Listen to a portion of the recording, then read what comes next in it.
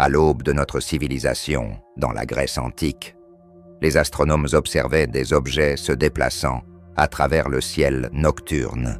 Ils appelaient ces corps célestes planètes, ce qui signifie « vagabond », alors que les étoiles semblaient fixes dans le ciel. Les planètes changeaient de position chaque nuit. Dans le monde antique, cela était un mystère.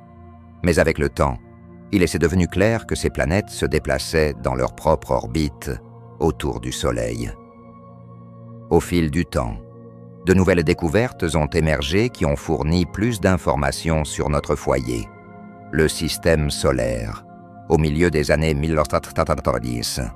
La technologie a permis aux astronomes de chercher des planètes au-delà de notre propre système.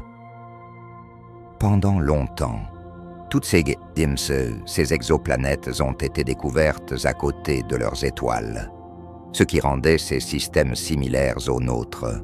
Cependant, il n'y a pas si longtemps, des observations astronomiques nous ont permis de découvrir quelque chose de nouveau. Il existe des planètes errantes qui ne tournent pas autour des étoiles, mais qui volent librement à travers la galaxie vers l'inconnu.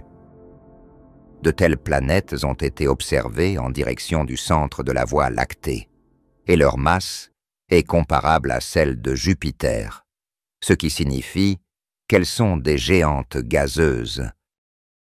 Au fait, aujourd'hui, il existe 4 types de planètes, des planètes rocheuses comme la Terre, des géantes gazeuses comme Jupiter, des naines brunes qui sont considérées comme des étoiles, car elles se forment de la même manière que les étoiles, mais ne sont pas assez massives pour déclencher des réactions de fusion d'hydrogène et devenir des étoiles. Et enfin, des sous-naines brunes. Ce sont des objets qui se déplacent librement, ressemblant à de gigantesques planètes gazeuses, mais qui naissent davantage comme des étoiles. Suivant l'exemple des naines brunes, les planètes rocheuses occupent la première place en termes de nombre parmi les planètes errantes de ces 4 classes. Les planètes vagabondes ne réfléchissent pas la lumière. Elles sont donc invisibles et leur détection est une tâche très difficile. Comment de telles planètes errantes peuvent-elles être détectées? Les scientifiques utilisent l'effet de microlentilles gravitationnelles. Cela fonctionne de la manière suivante. Lorsqu'une planète passe devant une étoile lointaine, sa gravité focalise la lumière de l'étoile, comme une lentille, ce qui provoque une augmentation de la luminosité de l'étoile. Bientôt, la planète passe et la luminosité de l'étoile revient à son niveau initial. Les astronomes tracent la dépendance de la luminosité d'une étoile au fil du temps, puis calculent la masse et la taille de l'objet qui a causé l'effet de lentilles gravitationnelles. Dans les termes cosmiques, les planètes errantes sont des objets relativement petits, et cet effet de lentilles ne dure que 2 jours au maximum.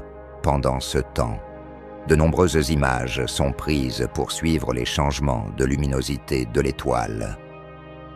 Cette méthode aide les scientifiques à déterminer et à confirmer que la planète observée est vraiment seule dans l'espace. Cependant, si la planète découverte orbite son étoile à une distance allant jusqu'à 10 unités astronomiques, la gravité de cette étoile déforme le signal de microlentilles. Cependant, il y a une légère marge d'erreur dans cette estimation, et elle est toujours considérée avec scepticisme. La raison en est que les géantes gazeuses sont situées à plus de 10 unités astronomiques de leurs étoiles. Mais cela ne réfute pas complètement l'existence des planètes errantes. Non, nous pouvons être sûrs qu'elles existent. Seulement toutes celles trouvées ne sont pas susceptibles d'être des planètes errantes. Ce qui suscite vraiment l'intérêt, c'est la façon dont les planètes errantes se forment. On croit que de telles planètes se forment comme les étoiles, à partir de nuages de gaz dans l'espace interstellaire qui se contractent sous leur propre attraction gravitationnelle. Mais comment ces planètes peuvent-elles quitter le disque et finir dans l'espace ouvert? Les planètes errantes peuvent être facilement éjectées si leur orbite est très éloignée de leur étoile, ou ces objets peuvent naître dans des disques protoplanétaires près de jeunes étoiles, et plus tard, en raison d'interactions entre des planètes ou de rencontres avec des étoiles voisines, certains d'entre eux sont éjectés de leurs orbites. Eh bien, si l'on croit cette théorie, et que les planètes errantes sont devenues telles après des interactions gravitationnelles avec d'autres planètes, notre planète pourrait-elle se détacher du Soleil et passer en mode de flottement libre? S'il y a une instabilité dans le système solaire qui entraîne des rencontres rapprochées entre les planètes et des changements dans leurs orbites, en supposant que la Terre ne heurte aucune autre planète ou le Soleil, elle pourrait quitter le système, explique Dimitri Veras de l'Université de Cambridge. Cependant, comme le note Veras, un tel scénario est extrêmement improbable.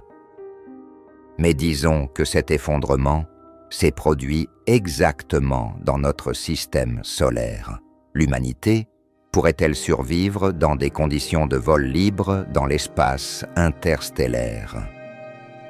Lorsque la Terre s'éloigne du Soleil, la température chutera rapidement à environ 243 degrés. Pour survivre, il serait raisonnable de se déplacer sous terre.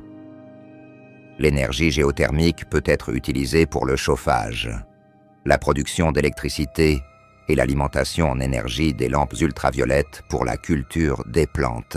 Selon les calculs, la quantité d'énergie géothermique disponible représente environ 1/10 000 de celle que la Terre reçoit du Soleil, ce qui n'est pas mal compte tenu des températures extrêmes impliquées.